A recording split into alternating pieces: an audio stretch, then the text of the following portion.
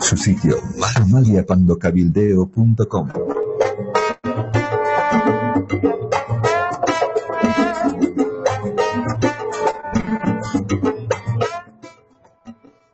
Los hemos hecho esperar un poquito con la música del programa para listar luces, cámara, acción y poder grabar este espacio para YouTube. Hola, hola otra vez para quienes nos siguen a través de YouTube. Hemos invitado a Karen Longaric, siempre le cambio el nombre, esta vez que no lo dije bien, Karen, que es profesora de Derecho Internacional en la Universidad Mayor de San Andrés. Karen, muchas gracias por molestarte, por acompañarnos hoy. No, para mí es el gusto, Amalia, siempre es un gusto.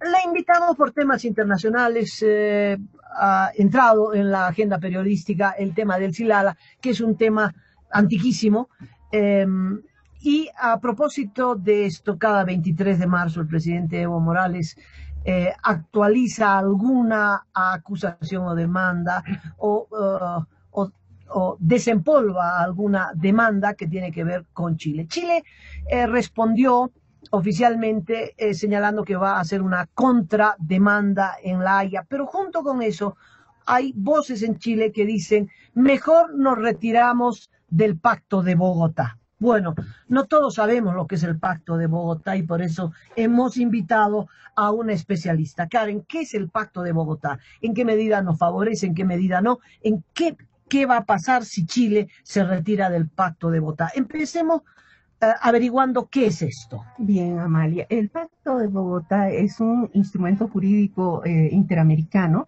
que se suscribió el año 1948 bajo el paraguas de la Organización de Estados Americanos, de la OEA. Este Tratado Internacional para la Solución Pacífica de Controversias entre Estados Interamericanos es el que abre la jurisdicción de la Corte Internacional de Justicia para que los países americanos puedan resolver sus controversias en esa jurisdicción, en la jurisdicción de la Corte Internacional de Justicia de La Haya. Todos los estados que han suscrito y ratificado este tratado están aceptando jurisdicción. Esa jurisdicción quiere decir que aceptan la autoridad del Tribunal de La Haya. Sí, aceptan resolver los conflictos internacionales en La Haya. Bolivia ha ratificado este Tratado Interamericano de Solución de Conflictos recién en junio del 2011. Razones particulares del Estado boliviano impidieron que se lo hiciera con anterioridad. Porque mucha gente se pregunta, ¿pero por qué el Estado boliviano no recurrió a la Corte Internacional de Justicia antes del 2011? Es una buena pregunta. ¿No? ¿Por qué? Porque no éramos parte del Pacto de Bogotá. Recién fue que en 2011 hemos ratificado el Pacto de Bogotá, con lo cual hemos habilitado esa jurisdicción para la jurisdicción de la Corte para resolver nuestros conflictos. El Pacto de Bogotá tiene un doble filo para los bolivianos. A ver si está usted de acuerdo, Karen. Porque el Pacto de Bogotá dice, usted dice el 48 fue el Pacto de Bogotá, sí. Se reúnen todos los países en Bogotá, me imagino. Correcto. Y entonces por eso le llaman el Pacto de Bogotá. Y dicen, bueno, en vez de hacernos guerra, si tenemos un problema entre vecinos, en vez de ir a la guerra, vamos a ir al Tribunal de La Haya. Y allí, lo que diga el tribunal, vamos a acatar los países. Sí. Pero todos los convenios firmados entre países antes del 48, vamos a reconocerlos, vamos a consolidarlos. Es decir, nadie puede reclamar ante el Tribunal de La Haya un convenio anterior. ¿Es así? Correcto. Nadie puede cuestionar un convenio suscrito con anterioridad al Pacto de Bogotá. Es decir, particularmente los tratados que versan sobre límites territoriales, de acuerdo a la doctrina del derecho internacional, son tratados perpetuos, que no pueden ser revisados, salvo que hubiesen, ¿no?, elementos que conforme al propio derecho internacional son pasibles de revisión, diríamos. ¿no? Pero Por el ejemplo, Pacto de Bogotá, perdón, el Pacto de Bogotá sella esto. Y para nosotros esto, y ahora entiendo por qué no se suscribió el Pacto de Bogotá, porque se firma el 48, pero tenía que ser ratificado por el Parlamento. Y si el Parlamento no ratifica ese pacto, el pacto no entra en vigente. Entonces, Bolivia, los parlamentos bolivianos, los gobiernos, nunca ratificaron el Pacto de Bogotá, porque era una forma de sellar el acuerdo de 1904, por el cual perdimos el litoral. Entonces, no nos convenía en un sentido firmar el Pacto de Bogotá. Efectivamente, esas han sido las razones, esa ha sido la razón fundamental para que anteriores gobiernos no hubiesen ratificado el Pacto de Bogotá, porque era como reconocer la intangibilidad del Tratado de 1904, y siempre se ha pensado que el Tratado de 1904 podía ser revisado, pero yo creo que era una expectativa muy remota de cumplirse, puesto que los tratados sobre límites territoriales solo pueden ser revisados a instancias de ambas partes, ¿cierto? Pero ni siquiera esa esperanza remota la tenemos ahora, porque el gobierno de Evo Morales firma el Pacto de Bogotá en 1911, en su gestión, el Parlamento boliviano sella el Pacto de Bogotá, ¿para qué? Para poder recurrir ante el Tribunal de la Haya con esta demanda, que no es una demanda marítima, sino una demanda de diálogo, ¿verdad? Y ahí sellamos el Tratado de 1904. A partir de ahí sellamos que hemos perdido el litoral, hemos perdido Antofagasta, hemos perdido Chuquicamata, chao. Es decir, ni remotamente. Usted dice, allá lejos, por ahí una esperanza. Bueno, ahora ni allá lejos es esperanza. La hemos sellado. Así es, el fallo de la Corte Internacional de Justicia, pronunciado en septiembre del año pasado, reconoce que existen asuntos pendientes para resolver, pero asuntos pendientes de las promesas de diálogo, ¿no?, formuladas por Chile. Pero dice la Corte al mismo tiempo que ella no es competente para analizar o para pronunciarse sobre el resultado de ese diálogo, que de una u otra manera afectaría la intangibilidad del Tratado de 1904, en otras palabras, porque el que Bolivia tenga acceso soberano al mar implica una modificación de los límites territoriales. Obviamente, el que no quiera verlo así, bueno, no sé cómo se puede llegar a un acceso soberano al mar, tal vez un enclave, como muchos han previsto, ¿no? Pero bueno, ese es un tema más complejo, ¿no? En todo caso, la Corte dijo, queda claro que el Tratado de 1904 no está en discusión. Exactamente. No está en discusión. Y el gobierno de Bolivia también dijo, no está en discusión, y cuando selló el Pacto de Bogotá, dijo que el Tratado de 1904 está en plena vigencia, quiere decir que hemos suscrito doblemente en 1904 y en 1911, hemos suscrito, le hemos puesto puño y letra para decir el resultado de la guerra del Pacífico es ese, hemos perdido el litoral. Claro. No hay forma de negociar sobre eso.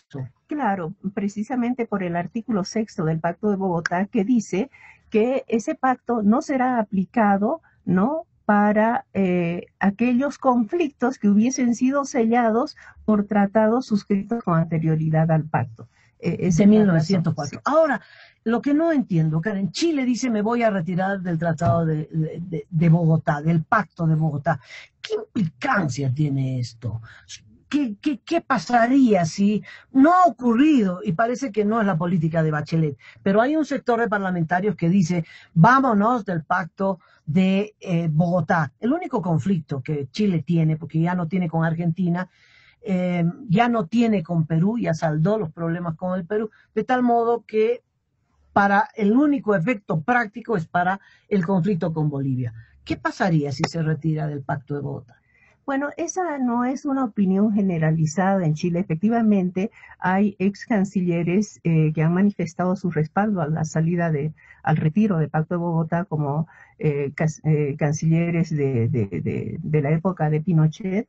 Por otra parte, también parlamentarios de la línea dura de Chile, ¿no? Pero yo escuchaba a Insulza, que además de haber sido canciller de la República, ministro de gobierno, esto implica que tiene un conocimiento profundo de la política interna y de la política exterior chilena, ¿no? Es Y que fue presidente de la OEA. Correcto, secretario general de la OEA. Perdón, sí.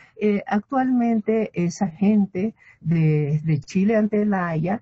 Él señala que no está de acuerdo con el retiro de Chile del Pacto de Bogotá, porque dice, esto no inhibe a Chile de ser llamado o de concurrir ante un llamado de la Corte Internacional de Justicia, porque a partir de una probable notificación de denuncia de Chile del Pacto de Bogotá, es decir, el retiro se denomina denuncia, ¿no? A partir de la denuncia de Chile al Pacto de Bogotá, tendría que pasar transcurrir un año para que Chile se esté totalmente desvinculado de la jurisdicción de la Corte.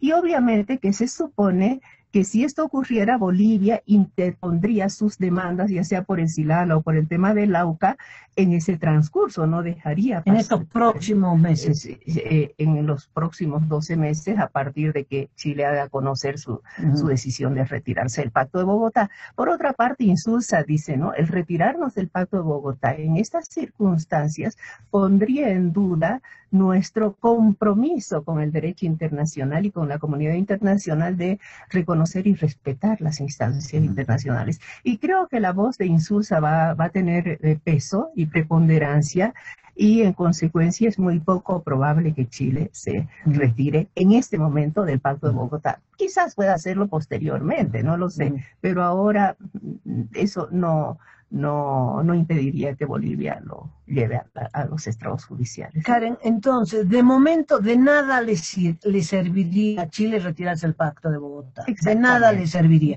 Porque igual hay un año en el que Bolivia, que es el único país limítrofe con el que tiene conflictos, en ese año Bolivia podría presentarle todas las demandas que quisiera y tiene que acatar el fallo o la jurisdicción del Tribunal de la Haya.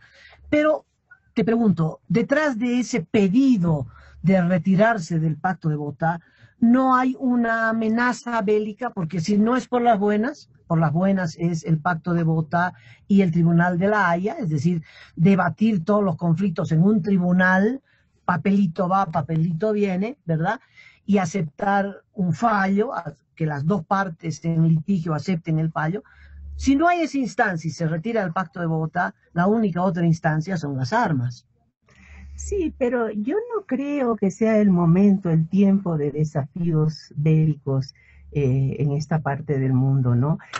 Pero los que están promoviendo esa propuesta en Chile, ¿no crees que están ostentando la fuerza bélica de Chile? Bueno, los chilenos siempre han ostentado su fuerza bélica, siempre han exhibido ese poderío bélico que además es uno de los más fuertes de América Latina, ¿no?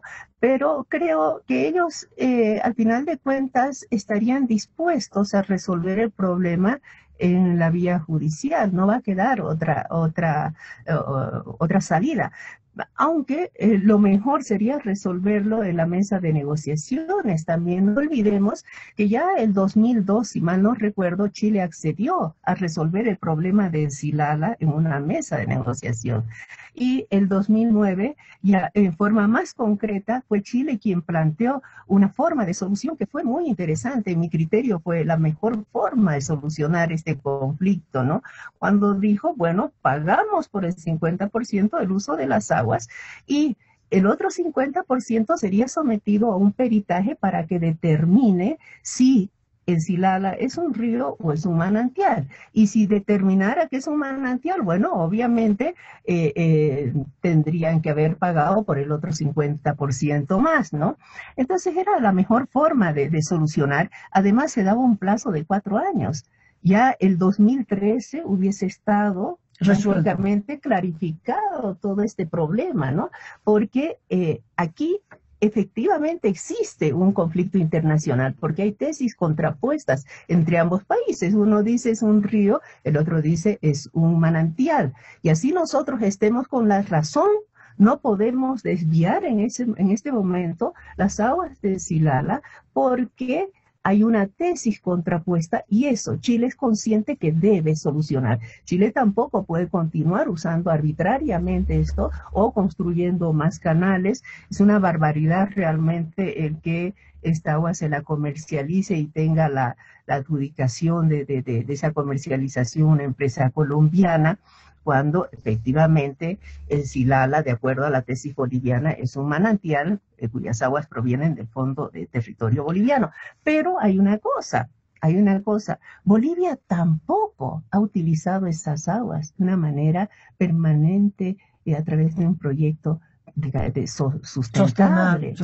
No ha utilizado esas aguas, entonces esas aguas van discurriendo y bueno, aquí hay realmente una cuestión compleja. Bolivia debería haber emprendido hace muchos años un programa de utilización de esas aguas, porque de otra forma cortarlas y anegar el territorio boliviano, no sé técnicamente si es posible. Que además no, es imposible ni siquiera anegar porque es insumido, ¿no? Es una zona desértica y el agua. Para los amigos que nos escuchan y que no siempre todos sabemos la diferencia, la consecuencia en esta diferencia. Si es agua de manantial, ¿por qué nos conviene? Si es agua de río, ¿por qué le conviene a Chile? Bueno, porque un río internacional, ¿no? Es un río de curso sucesivo donde cuyas aguas pueden ser utilizadas por todos los estados por cuyo territorio transcurren dichas aguas. Son públicas, digamos. Son aguas, son de propiedad de todos los estados por cuyos territorios transcurren dichas aguas. Por ejemplo, en el caso de Silala, nosotros somos, de acuerdo a la tesis boliviana, sería un río cuyo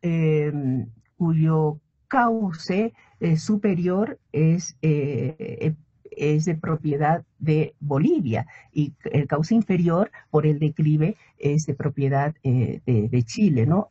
Ocurre lo contrario respecto al Lauca. Bueno, eso es... Si el río, Chile está en todo el derecho de usarlo y de no pagar ni un peso, porque son aguas internacionales. Correcto. Si es agua de manantial, esa agua le pertenece a Bolivia y por lo tanto, si descienden a territorio chileno, ellos tienen que pagar.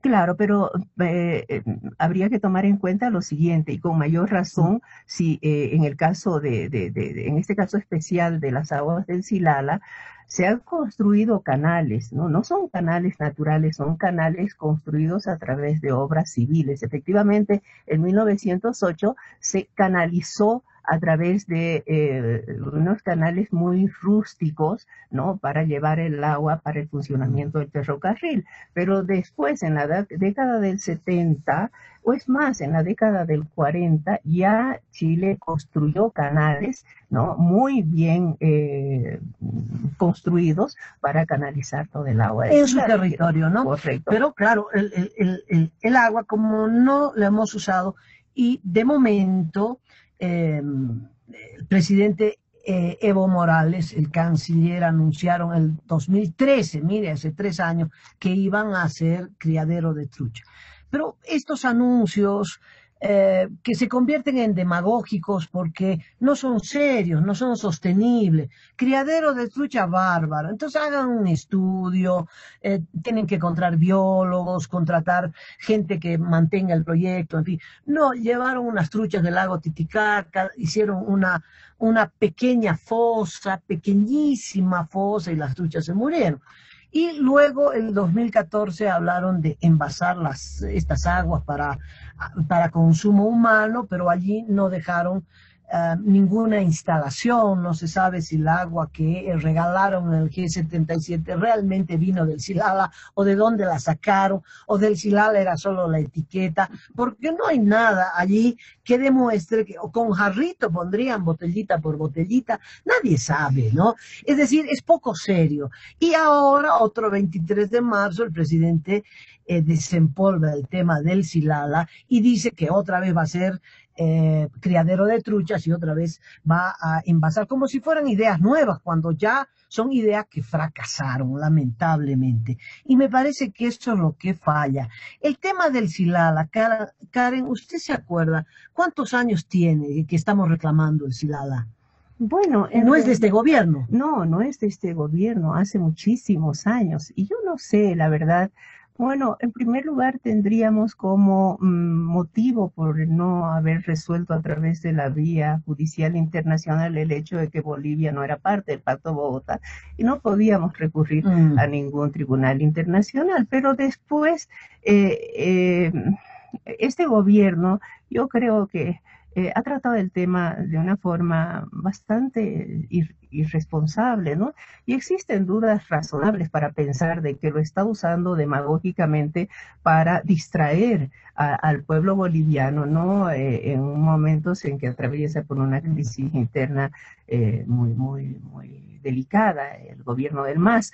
Pero creo que es el momento de solucionar tanto el conflicto del Silala como el conflicto del Lauca, pero manejándolo de una forma responsable, pero además con respeto hacia el interlocutor, porque las últimas declaraciones que ha hecho el presidente Evo Morales, tildándolos de ladrones, particularmente de ladrones a los chilenos, más allá del criterio que nosotros tenemos sobre la actitud de Chile respecto a nuestros recursos naturales, yo creo que el presidente debía manejar con mayor cuidado este tema. Está siendo muy torpe en la política exterior el presidente Evo Morales, lo ha sido.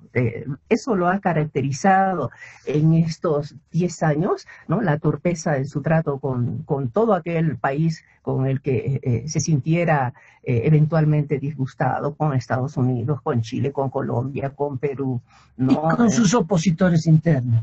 Bueno, ¿no? eso es obvio, ¿no? Eso es obvio, pero en la política internacional el trato es diferente, más allá de las diferencias ideológicas o de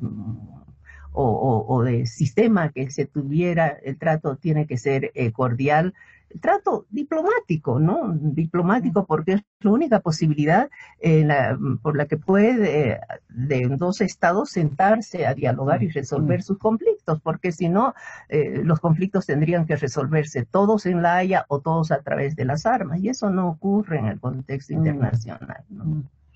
Uno puede pensar que los chilenos son unos ladrones, pero el presidente no lo puede decir, ¿no? Cuando está haciendo una demanda para dialogar. Si la solución es el diálogo, entonces uno no puede dialogar agrediendo, porque entonces no va a conseguir nada en la mesa de negociación. Claro, y con mayor razón, cuando hay un elevado porcentaje de tener la razón. Por ejemplo, existen estudios técnicos que llevan a casi aseverar en un 100% de que las aguas del Silala son aguas de manantial, ¿no? Que emergen de las profundidades del territorio boliviano, y entonces son aguas bolivianas. Entonces, si tú tienes la razón en algo y estás convencido de ello, sabes que tarde o temprano, ¿no? A través de una vía formal y convencional vas a obtener, ¿no? un reconocimiento de ese hecho, que lo reconocerá La Haya o lo reconocerán los chilenos luego de un peritaje pactado entre ambos sin necesidad de llevar esto a los estrados judiciales internacionales. Y yo creo que también hay una suerte en este momento Chile está utilizando esos desmanes, esos extrabruptos del presidente Evo Morales, ¿no? Para acusarnos de conflictivos, de intolerantes, de vecinos. Somos pues pleitistas los bolivianos, ¿no? En cierta forma. Entonces, creo que si el discurso fuera más moderado, el discurso del presidente, y las vías de solución fueran mejor pensadas, tendríamos mejores resultados, ¿no? Doctora Karen Longarik, le agradezco mucho su participación aquí en el programa y las luces que nos ha dado sobre este conflicto. Esperemos tenerla muy pronto para otros temas. Muchas gracias. Amalia, un gusto para mí. Nos despedimos de todos los amigos que nos han seguido a través de YouTube. Nosotros continuamos a través de Amalia Pando Cabildeo en el programa de radio y a través de FM 97.